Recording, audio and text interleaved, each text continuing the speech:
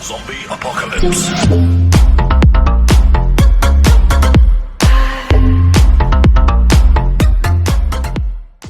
Kita ini mau banyak belajar dengan Pak Reza. Dengan usia muda, orangnya ganteng. Benar Pak, Bapak belum menikah? Kenapa? Belum, benar Bapak belum menikah? Oh iya, saya kalau ada 2.600 peserta seperti ini, saya dengan tegas mengatakan saya belum menikah. Oh iya. Seandainya saya punya anak gadis Pak, saya ingin punya menantu seperti Pak Reza. Tapi ini loh Pak, saya ini menantu yang ini, boleh dibilang itu suka belanja saya ini. Oh iya. Berarti Bapak juga akan mencari pasangan yang suka belanja juga? Oh iya dong, kita ini kan jadi gini Pak, banyak orang itu kan berlindung ya, banyak orang itu berlindung di balik kata-kata motivasi, yaitu tidak perlu terlihat kaya, yang penting jadi kaya, kan seperti itu. Itu benar, kalau sudah beneran kaya Pak, itu benar kalau sudah beneran kaya. Tapi kalau masih biasa-biasa aja, jangan pernah loh berlindung di balik kata motivasi itu. Itu berbahaya banget loh. Artinya kita membatasi diri kita, ya kan? Bahwa oh yaudah nggak apa-apa deh, saya nggak perlu terlihat kaya, toh gini-gini aja, yang penting kayanya aja. Kalau itu disiapin sama orang yang benar-benar kaya, itu tepat. Tapi kalau masih belum, bahaya. Hati-hati itu bagus. Oke, hari ini kita bicara uang dan teknologi.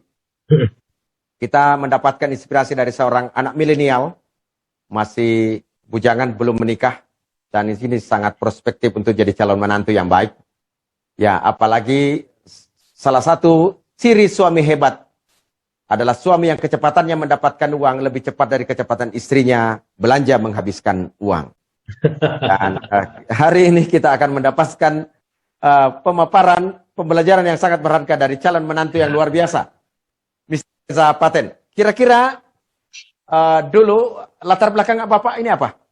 Dulu Pak, sebelum saya bertemu dengan PT SMI ya, dan Net 89, latar belakang saya adalah seorang pedagang. Ya, pedagang saya Pak. Jadi saya pedagang keliling, pedagang online ya kan.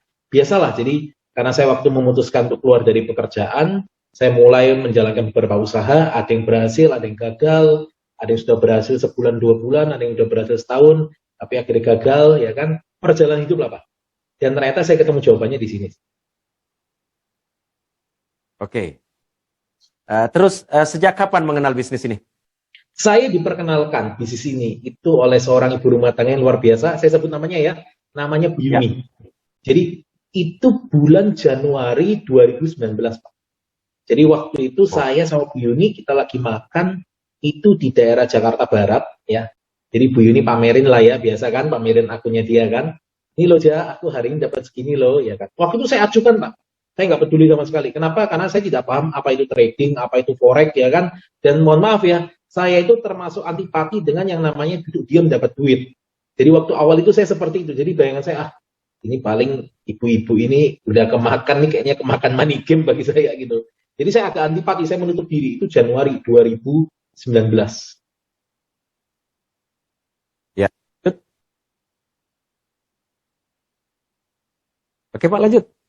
Oh ya, nah setelah itu akhirnya bulan Februari 2019, itu Bu Yuni itu rajin sekali, dia mengirimkan saya WhatsApp ya, hampir setiap hari Pak Gus. Jadi hampir setiap hari dia kasih laporan hasil tradingnya dia kepada saya. Hore Ja, aku hari ini dapat sekian dolar loh. Hore, hari ini robotku profit segini loh. Ya kan, dia hampir setiap hari itu. Dia kirim ke WA. Sampai suatu saat saya pikir, kok enak banget ya ibu-ibu ini ya. Sama-sama seperti saya, sama-sama nggak ngerti trading, nggak ngerti forex ya, tapi kok bisa dapat duit dari sini. Akhirnya di situ saya mulai timbul Pak, rasa penasaran. Nah dari rasa penasaran itu, saya bertanya kepada Bu Yuni, menggunakan WA ya, saya tanya, Cik, itu kok bisa ya dapat duit seperti itu, gimana caranya? Oh, kamu datang aja ke kantor, Ja. Karena di kantor itu ada penjelasannya. Dan kebetulan waktu itu yang menjelaskan langsung, Pak Andreasnya langsung, Pak Agus. Ya, itu saya masih kurang lebih sekitar tanggal 20-an Februari. Tanggal 20-an Februari, saya pergi itu akhirnya. Ya, saya pergi ke kantor di daerah di Seoul Capital ya. Saya ke kantor sana dan benar yang presentasi langsung Pak Andreas. Wah, Pak Andreas itu kalau jelasin bagus banget, bagus. Detail ya, jelasinnya enak, ya kan kalau tanya jawab itu dia bisa jawab itu dengan bagus. Orang itu pokoknya enak lah. Pak Andreas itu kalau presentasi top. Cuma kekurangannya satu, Pak. Ya, apa itu? Kekurangannya itu saya nggak paham sama sekali. Karena saya tidak tahu sama sekali mengenai trading. Jadi pada waktu dijelasin, saya itu cuma bisa ngangguk-ngangguk. Saya, oh iya ya bagus ya. Tapi saya itu nggak paham. Saya nggak ngerti sama sekali apa itu trading, apa itu forex ya. Sampai saya perhatiin ini kok, sepertinya saya di ruangan ini saya yang paling bego sepertinya. Waktu itu, Pak. Nah, Terus? akhirnya saya bilang dalam hati, seperti ini nggak cocok deh buat saya. Mungkin di antara Bapak Ibu, ada yang pernah diperkenalkan net 89, mungkin juga sama seperti saya. Dalam hati berkata, seperti ini nggak cocok deh buat saya. Ini mah buat yang ngerti trading aja. Kalau yang nggak ngerti trading mah, nggak bisa lah seperti ini. Dulu saya seperti itu, Pak. Saya berpikiran seperti itu. Ya, tapi karena saya udah jauh-jauh, ya kan, dari tempat tinggal pergi ke kantor, kalau saya langsung nolak, saya nolak langsung kepada Bu Yuni, saya bilang tidak, maka saya nggak akan diajak makan, Pak. Jadi apa yang saya lakukan? Saya minta diajak makan dulu, baru saya tolak. Itu yang saya lakukan. Jadi Ini akhirnya akal-akalan sama Bu anak Yuni, milenial. dibawa ke Central Park ya waktu itu di restoran Sunda, kita makan dulu. Nah setelah makan, akhirnya saya bilang kepada si Yuni ini tadi, Ci, sorry ya, kayaknya aku nggak cocok di sini, karena ini mah buat yang ngerti trading aja. Ya, kalau yang nggak ngerti trading mah nggak akan bisa lah. Nah tapi ini bersyukurnya, ini bagus. Beruntungnya saya, yang mengajak saya itu ibu rumah tangga, yang juga sama-sama seperti saya, nggak ngerti trading. Kenapa? Karena dia kasih sebuah kalimat tuh kena banget ke saya, bagus. Kalimatnya itu sederhana. Jak, kamu kan nggak ngerti trading. Emang kamu pikir aku ngerti trading? Aku ini juga nggak ngerti trading. Tapi aku dapat duit. Justru, ya kan, kamu itu gabung nggak gabung, aku tetap dapat duit. Itu Pak sebenarnya. Di situ saya berpikir, ya juga ya. Nah ini kan, inci ini kan juga bisa gitu loh. Nggak ngerti trading tapi dapat duit. Kenapa saya membatasi diri? Akhirnya saya buka Pak M-Banking saya. Saya buka M-Banking saya ada saldo 10 juta berapa ratus ribu lah ya. Saya ambil 1.500.000-nya. Ya kan saya ambil 1.500.000-nya itu untuk membeli produk yang ada di PT SMI. Itu Pak awalnya Pak. Akhir Februari 2019 itu. Ya, ternyata itu adalah keputusan terbaik yang pernah saya lakukan dalam hidup saya. Adalah apa? Menerima penawaran Ibu Yuni bergabung di PT SMI. Jadi kalau Bu Yuni lagi melihat webinar ini ya, lagi melihat POP ini, saya pengen say thank you banget kepada Ibu Yuni, karena kalau bukan Bu Yuni nggak mungkin saya di sini Pak. Karena tetap harus ada seseorang yang mengenalkan perusahaan dan produk ini ya kan kepada kita. Kalau nggak ada mereka, kita nggak akan ada di sini. Wow, luar biasa ceritanya. Kira-kira sekarang ini Pak Reza itu hasilnya per minggu seperti apa? Dari beli produk 1,5 juta dengan buka akun 7,5 juta yang 9 juta Ya, itu. ya. Jadi saya itu sering bercandain sama teman-teman, Pak. Katanya mereka itu, Pak Reza ini ya kan member starter, penghasilan starter, Pak katanya. Oh, Jadi kan kalau starter kita tahu ya, itu kan sekitar 9 juta ya. ya. Dengan produknya total 9 juta. Jadi dengan modal 9 juta, saya bisa mendapatkan kembali 9 jutanya, Pak. 9 juta. Itu sebulan, sehari atau berapa lama? Per 60 detik, Pak. Per 60 menit per jam. Wah, Bentar. saya pernah ketemu salah seorang itu 11 juta per jam. Berarti sudah hampir sama nih. 9 juta per jam. Iya. Tinggal Ya, dihitung aja syukur, kali 24, syukur. kali seminggu, kali sebulan. Bagus, tapi Ya, saya salah dengar atau memang benar ini Pak Reza penghasilannya itu per 1 menit berapa tadi? Oh sorry, per 1 jam Pak, per 1 jam. 1 jam 9 juta. 1 Per jam 1 9 jam. juta. Gabungnya dulu 9 juta. 1 jam Yang 9 gabung juta lebih besar bisa atau lebih besar 1 lagi. bulan. Jadi gabungnya gini Pak, jadi kemarin kan kita kumpul ya sama teman-teman ya, sama member ya kan.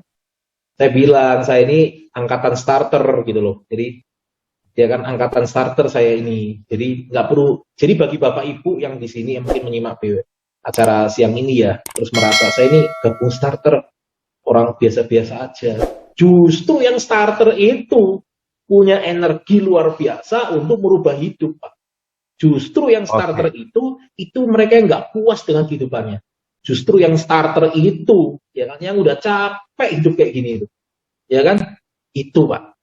Jadi saya itu justru karena awalnya nggak punya, boleh dibilang karena terbatas, itu saya rubah jadi energi yang luar biasa untuk bisa menghantarkan saya ke titik seperti itu. Nah, ini Ya, menarik Pak Pak. Reza. Dr. Reza. Hari ini kita belajar tentang uang dan teknologi, dan Bapak sudah mendapatkan sumber income yang sangat luar biasa. Ya, Boleh berbagi bagaimana cara membuat perencanaan keuangan oke, good. dengan memanfaatkan Ini teknologi? bagus Pak, ini bagus banget. Jadi saya itu sudah mengalami 3 fase kehidupan Pak. Jadi gini, kayak tadi kan Bapak cerita ya, caranya jadi orang kaya ya kan, ada yang udah terakhir jadi Ya. kaya ya kan. Saya itu sudah merasakan 3 fase kehidupan Pak. Pernah ngerasain jadi orang, boleh bilang maaf ya, miskin ya, udah pernah. Pernah ngerasain juga jadi orang menengah, juga pernah. Ya alhamdulillahnya sekarang udah berkecukupan, udah lebih. Nah itu saya pelajari ternyata setiap kelas-kelas ini tadi itu punya kebiasaan yang berbeda loh Pak. Dan ini bahaya kalau kita nggak ngerti. Jadi ini saya jelasin Pak Agus. Jadi seperti ini nih. Ya, ini Oke, ada kita kotak. menyaksikan Pak Reza lagi mau catat-catat ini, Pak. Jadi gini Pak, Bapak udah tahu belum bahwa kita itu setiap manusia itu punya kotak keuangan. Kotak keuangan ini terbagi menjadi 2 nih. Jadi seperti ini kotak keuangan kita. Ini namanya kotak penghasilan ya, penghasilan. Oke, ini kotak pengeluaran.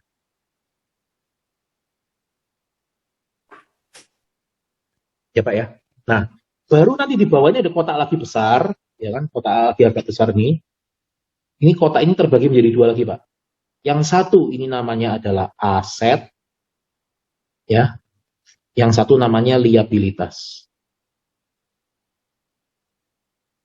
Nah, setiap kelas Pak, kelas-kelas masyarakat ya, kalau kita golongkan berdasarkan ekonomi, itu mereka punya kebiasaan keuangan yang berbeda-beda. Nah, beruntungnya saya sudah melewati tiga fase ini ya. Dari orang miskin jadi orang menengah, dari orang menengah jadi orang berkecukupan. Itu saya tahu banget perbedaannya seperti apa. Contoh kayak gini Pak Agus. Biasanya nih, kita dulu zaman saya masih susah ya Pak ya. Saya punya penghasilan Pak, saya terima uang katakanlah dari jualan barang ya. Saya dapat uang Pak di sini Pak. Masuklah ke kolom penghasilan Pak. Apa yang terjadi Pak ketika saya sudah terima uang? Uang saya ini langsung jadi pengeluaran Pak. Selesai. Nah, biasanya mereka yang di kelas golongan ekonomi menengah ke bawah, seperti saya dulu beberapa tahun yang lalu adalah, kita punya penghasilan itu kejar-kejaran sama pengeluaran, Pak. Baru masuk duit, kepake lagi buat bayar kebutuhan hidup. Baru masuk duit, kepake lagi buat bayar kebutuhan hidup. Dan ini akan terus ini. Gini aja terus. Nggak bisa keluar, Pak. Artinya apa? Karena kita hanya tergantung dari satu sumber, kita udah terkungkung ya dari satu sumber itu tadi, dan kita dapat penghasilan, langsung kepake buat pengeluaran, ya udah, tiap bulan tuh muternya cuma gini dong Pak, penghasilan jadi pengeluaran, penghasilan jadi pengeluaran, penghasilan jadi pengeluaran Pak. Ini yang kebanyakan orang lakukan, dan yang saya lakukan Pak, beberapa tahun yang lalu Pak. Oke? Jadi kalau orang bilang Pak Reza orang kaya, itu ya sekarang lah dikasih izin Tuhan. Tapi kalau dulu saya itu udah ngerasain seperti ini Pak. Dapat duit langsung jadi pengeluaran. Nah ini adalah kebiasaan mereka yang berada di golongan ekonomi menengah ke bawah Pak. Nah lalu biasanya kalau sudah meningkat, ya kan itu ada nama satu lagi golongan ekonomi menengah, yang menengah Pak. Ya jadi yang udah katakanlah nih udah punya penghasilan, gajinya sudah stabil ya kan, punya karir yang bagus ya kan. Apa yang mereka lakukan? Ketika mereka masuk dapat penghasilan Pak, ketika mereka dapat penghasilan, itu mereka nggak akan jadi pengeluaran dulu. Ya, mereka akan tukarkan dengan yang namanya liabilitas, Pak. Jadi dari pengeluaran penghasilan itu akan ditukar lagi jadi liabilitas. Contoh, ya kan, tetangga sebelah beli mobil, kitanya juga ingin ikut beli mobil, belilah akhirnya mobil. Wah tetangga sebelah, oh saudara beli HP baru, ya kan, keren, HP-nya bagus, iPhone yang terbaru. Beli, habis itu nyicil lagi ya HP baru. Oke. Habis itu wah lihat gila ya keren banget ya. Temen bisa beli apa pakaian, sepatu yang modis ya kan merek-merek terkenal. Beli lagi ya kan sepatu. Nah, mereka lupa setiap kali beli liabilitas seperti ini, Pak, itu akan menambah lagi pengeluarannya mereka. Jadi semua liabilitas ini nanti akan menambah pengeluarannya mereka. Jadi kalau awalnya katakanlah pengeluarannya cuma 1, 2, 3, gara-gara semakin besar pendapatannya, semakin besar dia beli liabilitas, secara otomatis pengeluarannya juga tambah besar. Jadi inilah istilahnya kenapa kok orang ya kan, semakin besar penghasilannya, pengeluarannya juga semakin besar. Gara-gara ini, Pak. Karena penghasilannya mereka taruh ke dalam liabilitas, ya kan? Dan liabilitas itu menambah pengeluarannya lagi. Apa yang terjadi? Ya pengeluarannya semakin besar, Pak. Nah, ini biasanya golongan ekonomi menengah, Pak. Saya juga pernah terjebak, Pak, di sini, Pak. Udah bagus nih, punya bisnis, punya dagangan ya. Wah, pengenlah beli-beli sesuatu, ya kan? Akhirnya beli sesuatu yang ternyata itu liabilitas, hanya untuk kesenangan sesaat. Dan hasilnya apa? Ketika kita membeli itu, selain penghasilan kita itu habis untuk membayar liabilitas, pengeluaran kita juga bertambah, Pak. Ya kan? Bayangin, beli mobil itu biaya turunannya apa aja? Macam-macam. Bensinnya, perawatannya, pajaknya, ya, dan sebagainya. Ini Pak, ini jebakan ekonomi menengah. Nah, tapi tahu nggak? Pernah nggak lihat istilah seperti ini, Pak Agus? Kenapa kok orang kaya semakin kaya? Pernah dengar nggak, Pak Agus? Iya. Karena mereka punya kebiasaan yang berbeda. Dan ini yang saya rasakan. Dan ini yang saya ajarkan ke grup saya. Jadi mereka itu punya penghasilan, Pak. Ya kan? Memang kelihatannya doyan belanja, Pak. Tapi dibalik itu semua, kalau tahu ada triknya, Pak. Supaya mereka belanja itu bisa benar-benar belanjanya itu gratis, Pak. Jadi gini, setiap kali saya dan grup saya sudah dapat penghasilan ratusan juta miliaran, itu kan masuk dalam kolom penghasilan nih, Pak. Sini nih. Apa yang kita lakukan dari penghasilan ini, Pak? Apakah dari pengeluaran langsung? Enggak. Apakah jadi liabilitas? Enggak. Dari sini, Pak, kita langsung lempar lagi ke aset sini, Pak. Oh. Ini. Dan salah satu aset terbaik yang Pak Agus tadi cerita, yaitu yang namanya perpaduan bisnis, ya kan, dengan yang namanya teknologi, Pak. Itu. Ya, salah satu yang terbaik, Pak, aset yang Bapak Ibu miliki, itu adalah yang namanya Net 89. Ini aset terbaik. Nah, ketika dia punya penghasilan, Pak, jadi aset, kira-kira aset ini menghasilkan uang lagi nggak, Pak? Iya. Dia akan menghasilkan uang lagi, Pak, sini, Pak. Dan ketika dapat uang lebih, ketika dapat masuk penghasilan lagi, penghasilannya semakin besar lagi nggak, Pak? Iya. Semakin besar, Pak. Dan dimasukkan lagi, masukin aset lagi. Dan ini berputar lagi, Pak. Ya, sampai akhirnya dari sini ada yang bisa punya tanah, ya, deposito, emas, ya, lalu beli saham, beli kripto, ya, macam-macam, Pak, aset yang luar biasa, Pak. Bisa bangun bisnis, ya. Oke. Kalau boleh tanya Pak Reza, Kenapa? dari memulai tadi paket 9 juta itu, sekarang nilai aset Bapak di Net 89 itu sudah berapa? Nilai aset saya, Pak, yang di Net 89 kurang lebih sekitar 24-an lah, Pak. 24, berarti 20 miliar lebih. Ya, 20 miliar. Kalau target kerjanya 1% per hari berarti sekitar 200 jutaan per hari. Ya, 200 juta. Per hari. Dan 200 itu juta hanya jangan. bermodalkan dari modal berapa, Pak? 9 juta. Kalau misalnya hasil Itu dari karena- 9 juta, saya pakai buat Itu karena Bapak Reza memiliki wawasan yang luar biasa, disiplin mengelola uang. Benar. Ya, seperti yang disampaikan oleh para ahli keuangan bahwa pembeda utama antara orang kaya dan orang miskin, kalau orang kaya itu menginvestasikan uangnya, membelanjakan sisanya. Orang miskin Benar itu sekali, Pak. membelanjakan uangnya, menabung sisanya. Benar, Pak. Itu Pak Reza. Tepat sekali, Pak. Jadi sangat jarang sekali, meskipun ya saya dan grup saya itu kan termasuk orang yang suka ini, Pak. Kita ini generasi TikTok kan ya. Generasi TikTok itu kan generasi yang suka pamer. Ya kan? Dikit-dikit ya kan, dikit-dikit ganteng, review saldonya dong kan gitu. Suka pamer lah kita ini kan. Memang kelihatannya kita ini suka pamer, suka belanja dan sebagainya.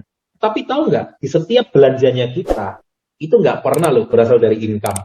Itu semua berasal dari passive income. Bahkan bisa di passive income yang layer-layer keberapa loh. Jadi benar-benar itu gratis Pak, semua itu sebenarnya. Karena bukan lagi kita kerja cari duit dipakai buat belanja, enggak. Duit yang kita cari itu kita masukkan jadi aset, aset itu ngasilin duit, baru nanti bisa dipakai untuk belanja Pak. Oke. Sekarang boleh bertanya Pak Reza. Boleh, Apa boleh. keyakinan Bapak dengan bisnis ini jangka panjangnya seperti apa? Nah, itu pertanyaan bagus sekali, Pak. Jadi gini, kalau teman-teman tadi lihat ya, banyak kisah sukses di sini ya, nanti juga akan dengar kisah sukses yang lainnya juga. Tidak ada bisnis yang bisa dibangun hanya dalam waktu 1 malam. Setuju ya Pak Agus ya? Iya. Pasti butuh waktu. Saya total Pak, di sini butuh waktu sekitar 2 tahun Pak. Saya gabung Februari 2018, artinya Februari kemarin saya sudah resmi 2 tahun ya, berarti ini 2 tahun setengah kan? Oke. Nah, kalau Bapak Ibu perhatikan, ya kan, sebenarnya kalau yang membuat saya berhasil itu bukan hanya karena bukan saya yang hebat, saya nggak merasa diri saya hebat, tetapi karena apa yang saya kerjakan di tahun pertama, Pak Agus, yang saya kerjakan di tahun pertama, itu semua saya tuai di tahun kedua. Nah, pertanyaannya, kalau misalnya nih Pak, rekan kerja saya atau partner bisnis saya atau perusahaan ini, ya, itu tidak bertahan lebih dari setahun, Pak, kira-kira saya bisa panen nggak, Pak? Ya enggak. Nggak. Jadi makanya saya selalu bilang ini ke semua teman-teman, semua grup saya. Uang itu bisa dicari. Tapi yang namanya waktu itu nggak bisa kembali lagi, apalagi nama baik. Itulah kenapa saya itu sangat percaya diri sekali, Pak, dengan PT SMI. Karena saya tahu ketika saya taruh yang namanya uang, waktu, energi, dan juga nama baik saya, itu akan menghasilkan yang jauh lebih luar biasa. Karena saya tahu memang perusahaan ini didesain bukan hanya untuk setahun 2 tahun, tapi untuk jangka panjang. Dan kalau kita benar-benar kerjakan dengan tekun, serius, dan on system, kita bisa menuai, Pak. Oh, luar biasa. Hari ini kita mendapatkan pembelajaran inspirasi yang luar biasa dari seorang anak muda milenial. Ya, namun demikian, bisnis juga bisa dimanfaatkan kalangan usia yang sudah mapan, kemudian orang yang sudah sepuh juga, buktinya beberapa waktu lalu yang usia di atas 60 tahun juga bisa sukses di bisnis ini. Tell me pretty lies, look me in the face, tell me that you love me, even if it's fake.